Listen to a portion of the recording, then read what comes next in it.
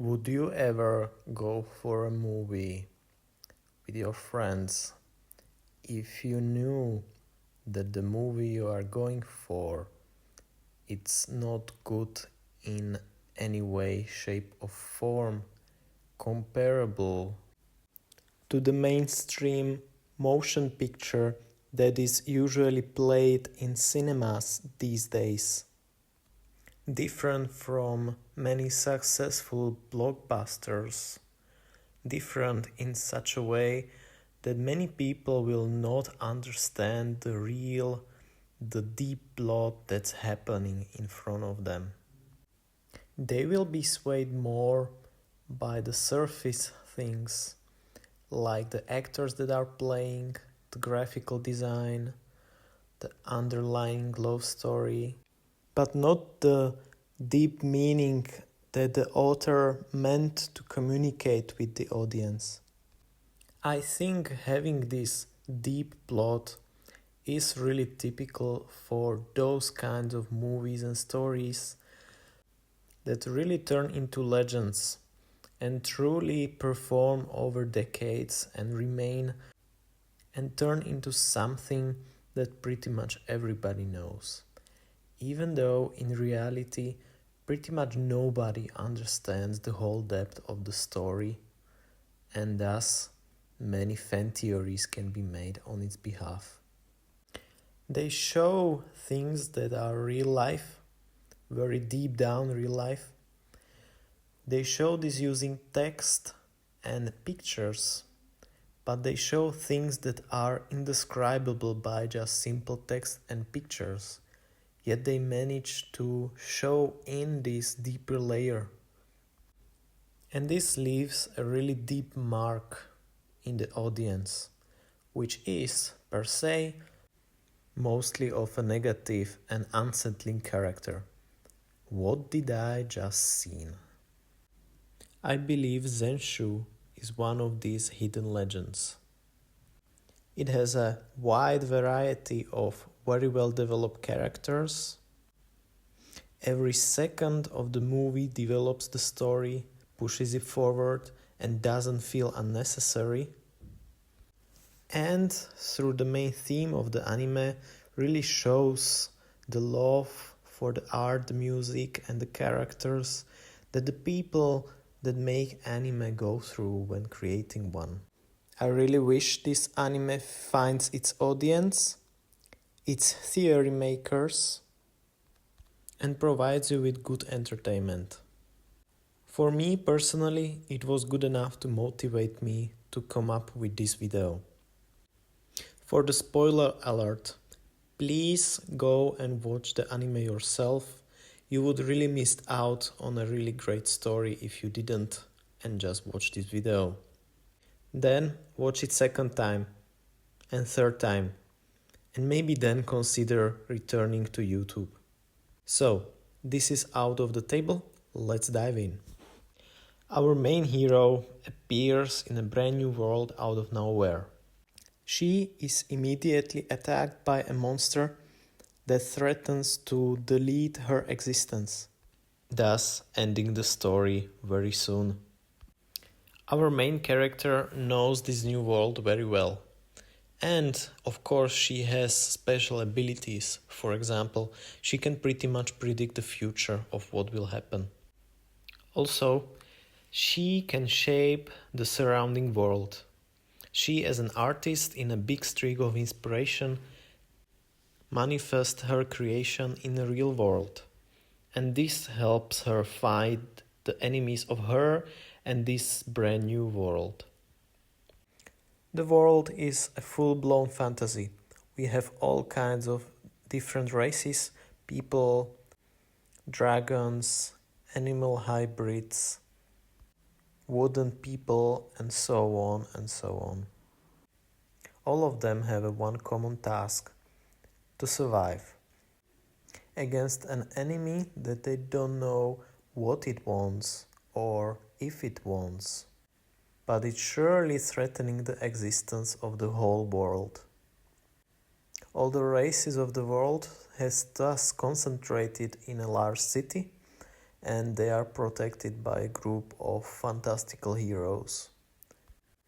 The foreshadowing in the anime showing us that the conflict with the voids has lasted many years and it's not exactly ruling out nicely, along with the prophecy that this conflict will end up in the destruction of the whole world, sets up a really depressing and tense atmosphere in the first episode of the anime.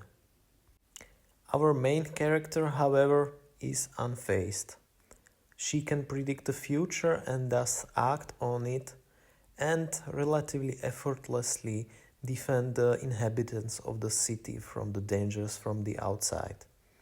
Not only that, she also has the ability to connect with the inhabitants in a really deep and personal level, like she knows everybody deeply for many years.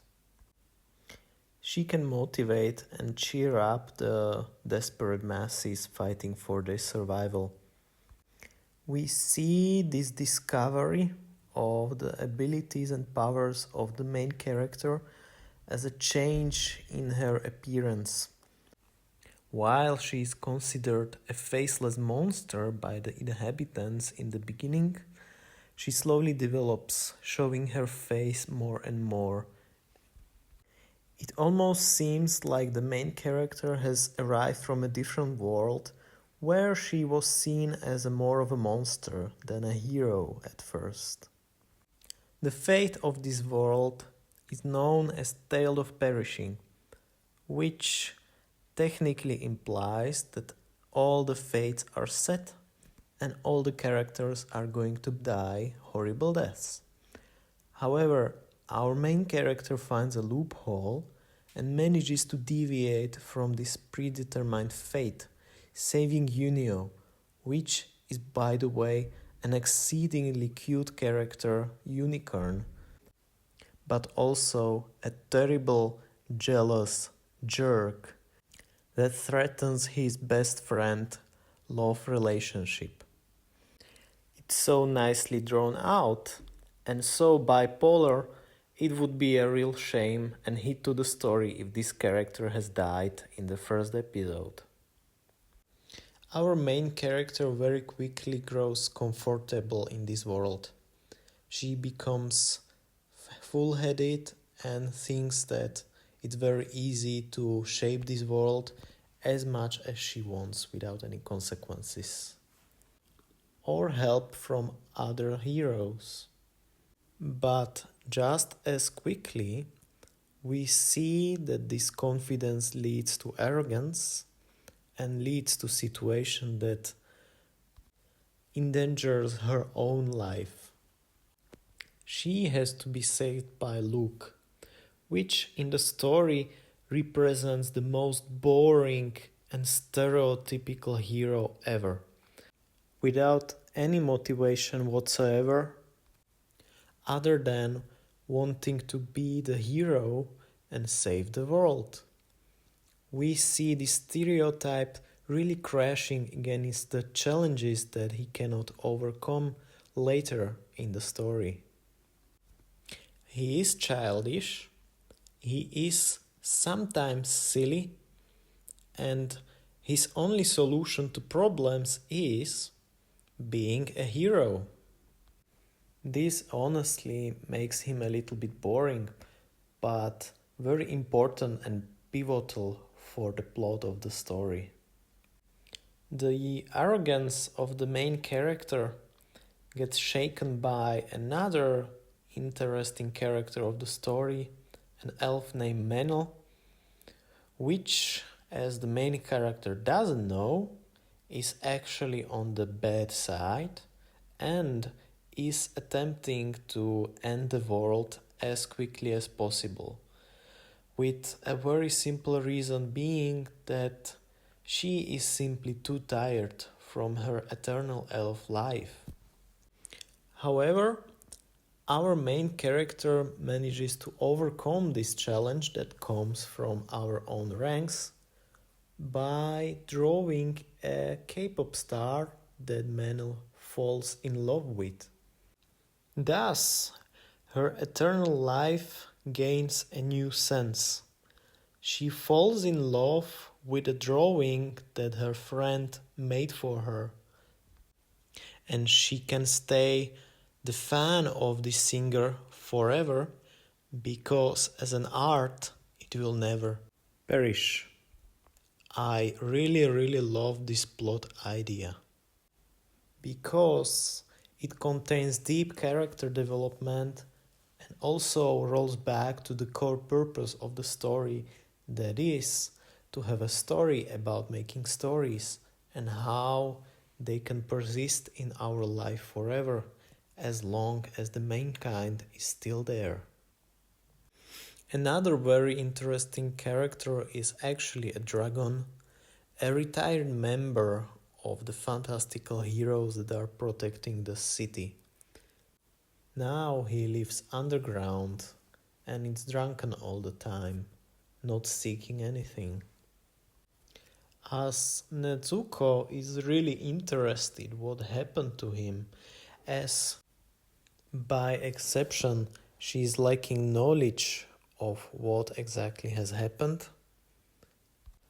she grows close and personal with Justice, the dragon, and very quickly discovers his problem is that he got handicapped in one of the last fights and decided that he is no longer useful or needed by the team of the heroes.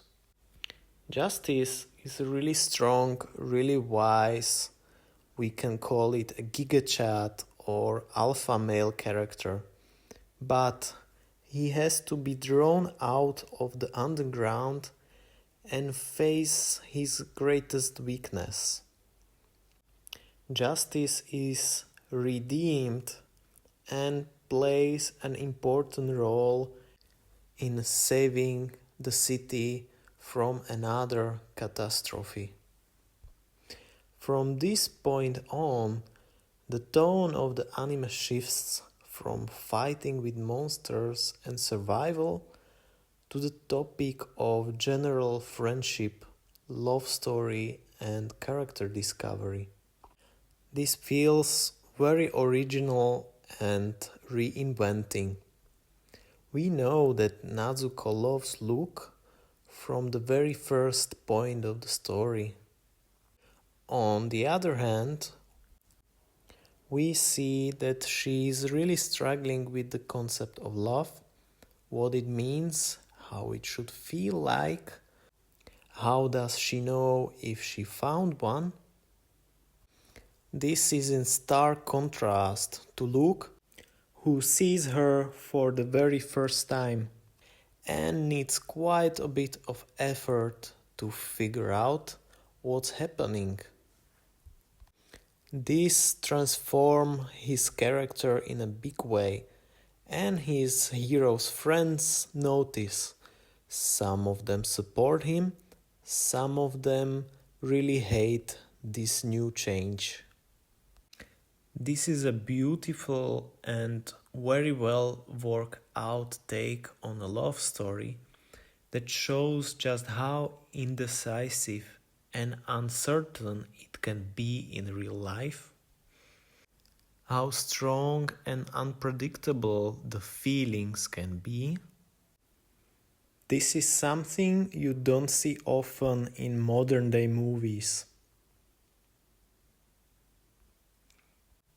It is not a childish take. It is not an overly sexualized take like you can expect from a Japanese anime.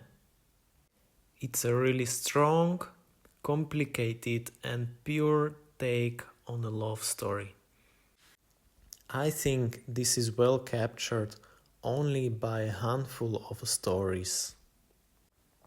And if that was not enough, the anime in its about 4-hour runtime manages to weave in another huge and complex plotline, a bad omen that represents the fatality of fate and that there is no way avoiding it, despite all the efforts by our main characters. We see this manifested as a monster, a turtle bird with stopwatches and really nice eyelashes that very quietly reminds the main character, which has over time grown arrogant and happy and accustomed to all the new friends in this new world, that everything that they achieved is in vain and will come to an end, no matter how much they try. This monster is familiar to the main character in some way, maybe as a part of her previous life. This is shown incredibly well in one of the scenes of the anime. The character Natsuko, the main character, wakes up after a terrible fight. She goes into a room full of cheering friends that brought her food, want to spend time with her. But yet she, by the corner of the eye, sees this monster. They just cross their eyes for 2 frames in the anime, and suddenly the main character is ruined, goes back into her room, into her shell, and doesn't want to talk to anybody anymore. The relationship between Luke and Natsuko continues to evolve, and we finally see them spending time together alone, which was also foreshadowed a few episodes prior. They talk about the world they live in and how obsessed they are with it. We see this magical moment completely destroyed by a void that seems to have evolved or took on the powers of Natsuko and now is incomprehensibly more powerful, so much so that it provides a challenge to Natsuko abilities as well. And this is the last time we see our characters win a fight with the monster voids. However, this fact is not noted by Luke and Natsuko as they are in the middle of their date. However, in episode 9, this quickly escalates and we see a massive monster attack that destroys large parts of the city and also kills many of its inhabitants. We see the power of fate fighting back as Natsuko realizes that anything she draws can turn against her, and thus she gets stuck and loses the creativity that was powering her success up until this point. We see Luke being gravely injured along with most of other heroes. We see QJ sacrificing herself to save the city, and we see Natsuko realizing all the attempts to change the future only led to the very same future. That is, the fate of the world racing back to its proper tracks. That is to say, the obliteration of everything and anything. We see Natsuko completely broken by this. She is trying to speak to the other characters about the future and its development in a desperate attempt to seek help. She gets both an optimistic response and one from the clan leaders, who reveals to her that the prophecy of the world ending is there and unchangeable, and that is the myth of heroes saving the world that was actually made up. As Natsuko character gets broken, we see the author sliding another big plotline into the story, as in the beginning of episode 10 we see the destruction of the town by the people themselves. They slip into despair, they start to vilify the heroes, especially Natsuko. The people of the town blame her for all the events that happens ever since she appeared. The emotions quickly escalate, and suddenly there is a mob of angry people who want to kill her on the spot. This only fuels the faith to go on its predicted path. We see in the end that Luke is the main villain after all. He manifests as an abomination of complete despair, sadness, and destruction. That's because he loses anything that can cheer him up. Nothing to fight for as a hero, and that kills his very sense. Here we see a big hole in his character. When his presence as a hero doesn't make any sense, thus he concludes that the world doesn't deserve its existence as well.